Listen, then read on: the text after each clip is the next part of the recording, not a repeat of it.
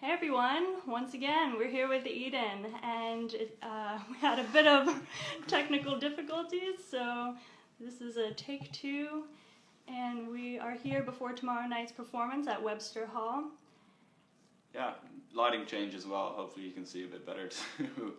But yeah, I don't know if I should say a bunch of the stuff I said before. Are we leaving the other one up?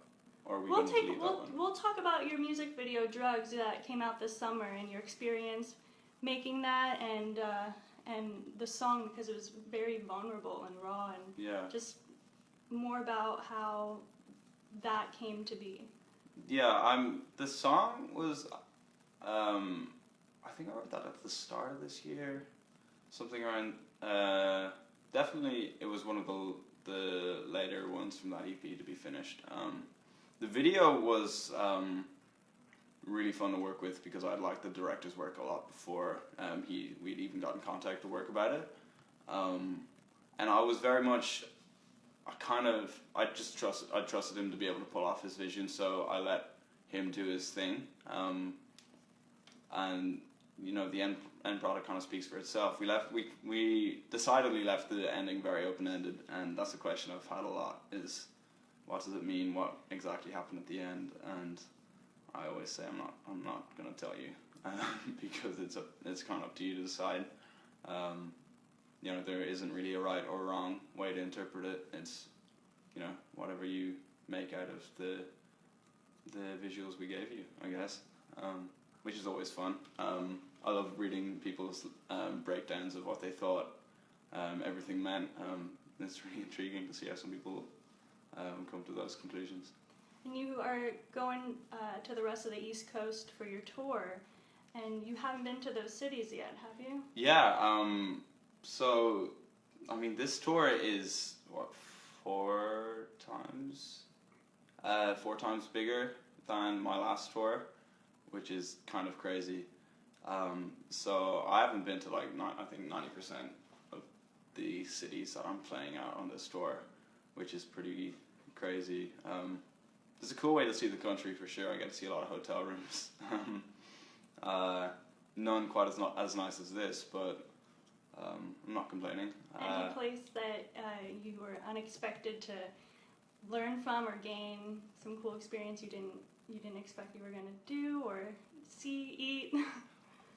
Actually, what was really fun was, even though I'd been to San Francisco before, we did the cliche, you know, bike across the Golden Gate Bridge, and that was really, really amazing. I mean, yeah, I kind of really like doing the, you know, top 10 tourist tips for each city. So, like, I forget the name of the park. I think it was the Gasworks Park or something in Seattle, where you can see the skyline from, just a bunch of stuff like that.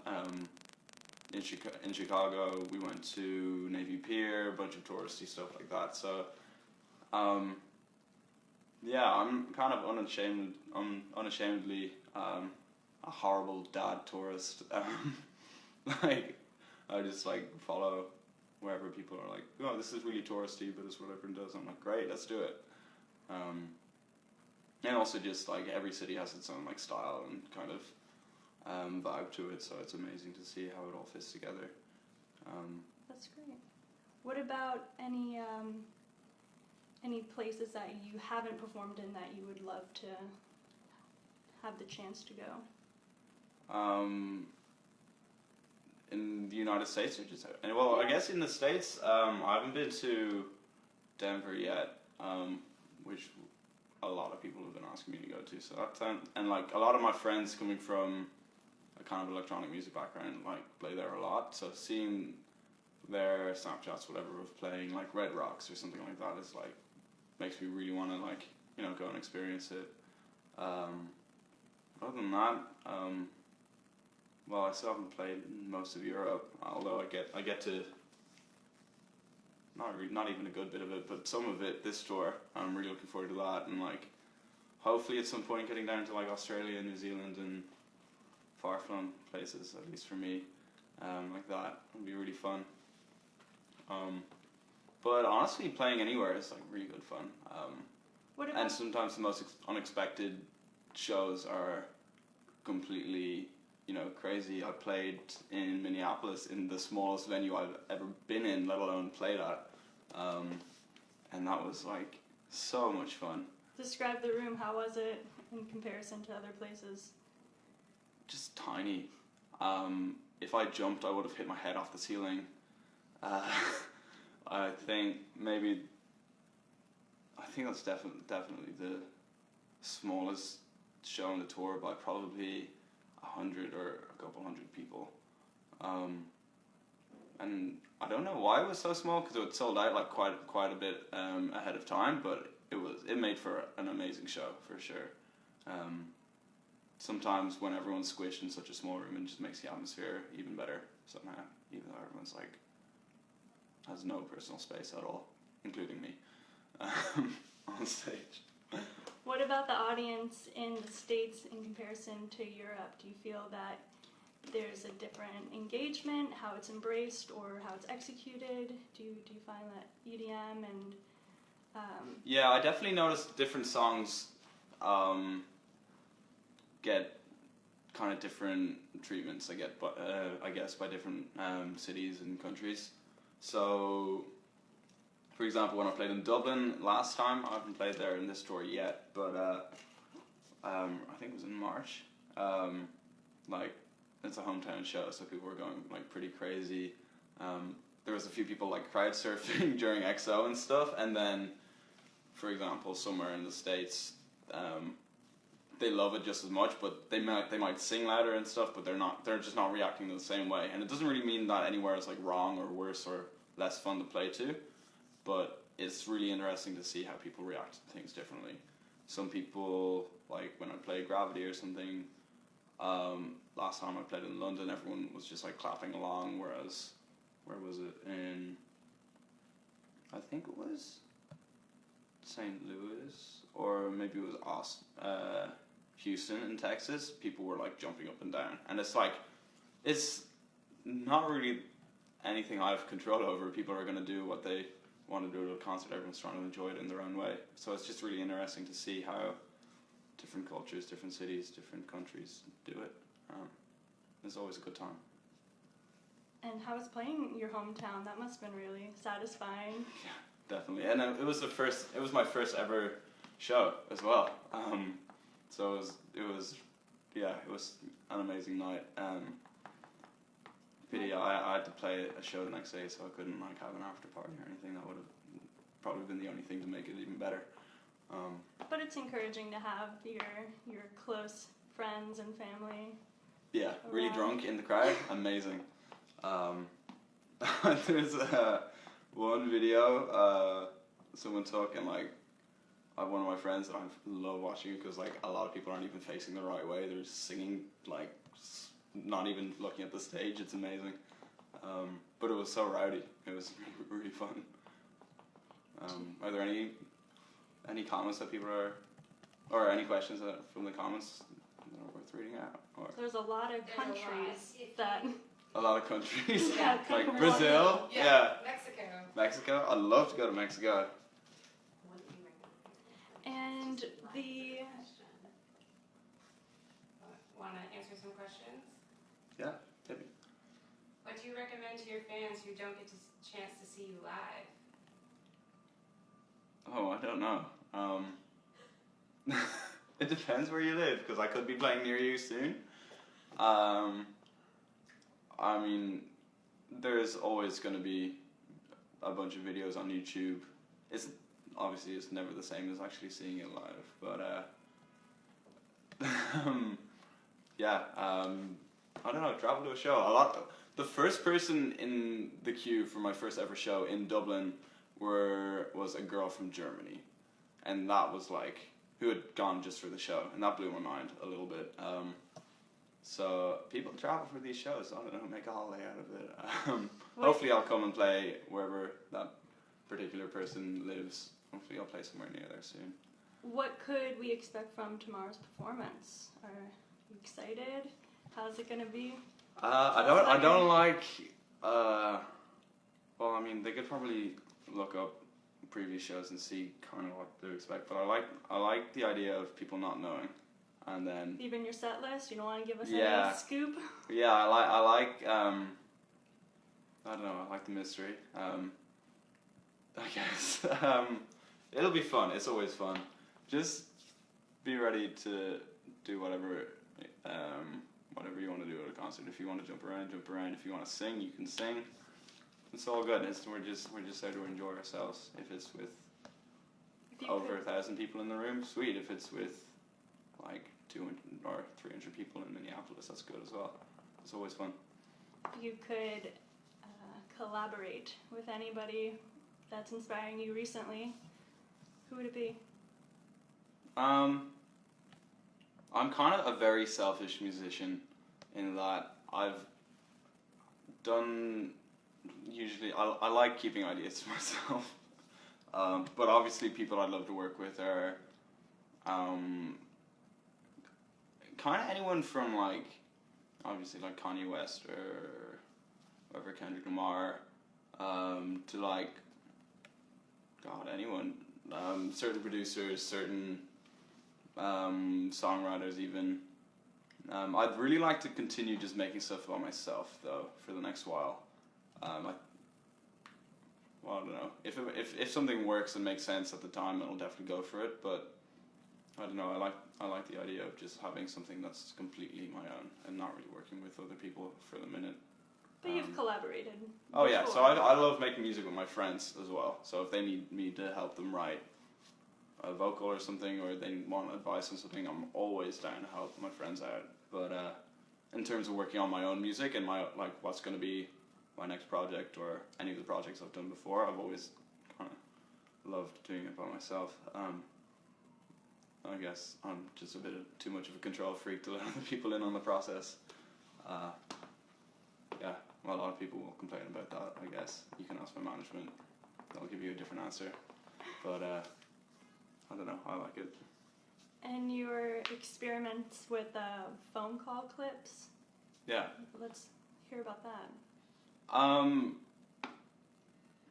I don't even know where that came from, honestly. It's just something that I had done in a couple songs, even before I was Eden in my previous alias and stuff. I'd done it a couple times, and it kind of just became more and more, or I kind of just started doing it more and more often, having like that phone call an interlude or an audio clip from something else, because sometimes I think, I mean, music is, well, I try and make music to speak for, what you can't just, it's to express stuff that you can't just explicitly say or get across. I'm trying to get something out of myself that I've been thinking about for a while, or if I've been feeling a certain way. But then weirdly sometimes the easiest way to create that feeling, or I guess further express it, is to have someone talking. So like at the start of end credits, or at the end of Rock and Roll, it just felt right to have those pieces of audio there, and it fit. And I mean, that's a lot of what making music and art is. It's just, you're not writing to a formula. You're not doing this because it should be there. It's just, this feels right, and I like it a lot. I don't care if people are like, oh, why is there conversation in that, Would you experiment with any other type of, any clips or from movies, or other than just phone calls, or from real life ambiance? Yeah, I've actually started doing that as well. I record a lot of things on my phone. You'd be surprised how many of the samples and stuff come from just recording stuff on my phone. I just hold it to my, out the window or something.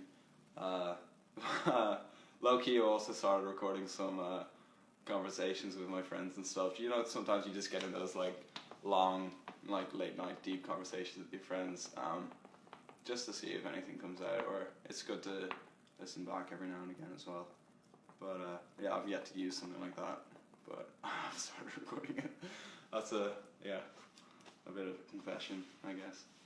You have a lot of people asking about Amnesia. Okay. Yeah, I've had a lot of tweets about that as well. I wrote that song when I was in school. I was probably 17, 16. I'm not making a studio version for the, I guess, tens of people who have been asking on Twitter and Snapchat and stuff. It's just an old song I wrote. Yeah, so for people who don't know what I'm talking about, it's a song that I sang at a school concert, and there's a video of it on YouTube somewhere, and people found it and are now asking me about it. It's just what it is. It's an old song from when I was in school.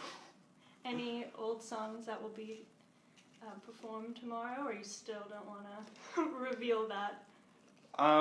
Yeah, no. I mean, there's a reason I re-released some older songs on I Think You Think Too Much of Me as the bonus tracks. So, I mean, that's kind of a hint in itself, I guess. They're kind of the funnest ones to play as well.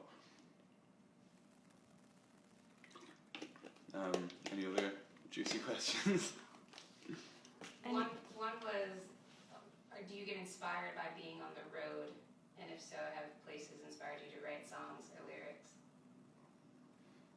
Yeah, definitely inspired. Being able to write and create stuff is a different thing. I've tried, because we have a lot of hours spent in a little van, traveling from city to city, sometimes instead of sleeping, and sitting there with my earphones in trying to make stuff. It just never really happens for me, but definitely inspired. And it's weird because I can't wait to play the show tomorrow. I can't wait to play the show after that, but I also just can't wait to get home and get working again, because I make the music, I guess, primarily. The shows are only a result of that. I didn't play shows before I made music, so that always it still comes first for me. And I'm really excited to get home and just see what happens, I guess. Who knows? Do you have a mentor or an inspiration to help you, kind of guide you through all that process? Because it is sort of wearing, I'm sure, the touring and... Yeah. I mean, I don't really have someone like holding my hand walking me through it. The team who are on tour with me are amazing. So it makes work, like, it could be hell if you're on a bus with, or not even a bus, like a Sprinter van with 6 strangers for 2 months. It could be so difficult to do, but everyone, gets along really well together, and everyone pulls their own weight, and it's really easy to work with them. A lot of what, I guess, gives me strength to perform when I've slept for 2 hours, or when I've only slept for 2 hours the night before, or what else is other people are doing it. Everyone else is on tour as well. Everyone else is doing the same thing. So I'm like, okay, shit, I gotta up my game, and I gotta just get on with it. And every time I'm like, oh my god, I wish I could sleep instead of playing a show. I'm like, thank God I had a show tonight. That was so much fun. It's a weird life, definitely. But it's been a blast so far, and I can't wait to keep going. Awesome. Any final thoughts? Buy my shit. Buy tickets. Buy the record. Webster Hall. Yeah. I hope to see you guys soon if I haven't seen you already. If your show is sold out and you can't get tickets, I'm sorry. Hopefully I'll be back soon. I have no idea what my plans are, but things are moving. Thanks so much for tuning in. I'll catch you later.